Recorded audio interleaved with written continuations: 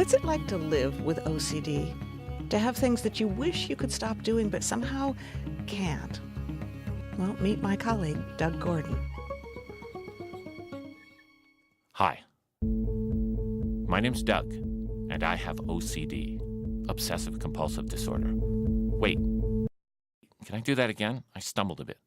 Okay, never mind.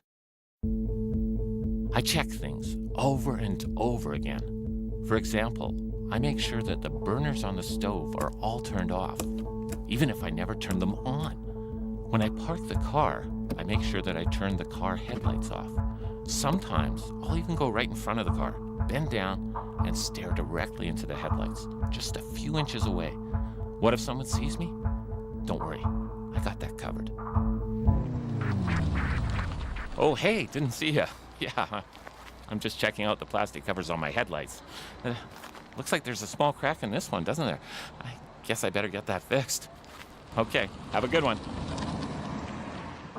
Do I wash my hands over and over again? Check. Do I sometimes wash them again a few minutes later for no good reason?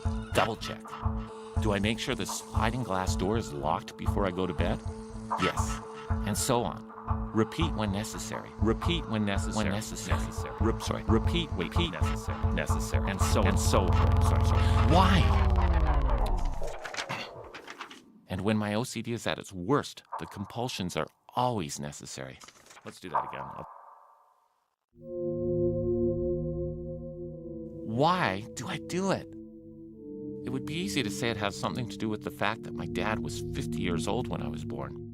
But blaming 50-year-old Scottish spermatozoa is too easy. That's right, laddie. You best not be blaming your OCD on us. Take some personal responsibility for once in your miserable life. We're not gonna be your scapegoat. So why do I continue to do these irrational rituals?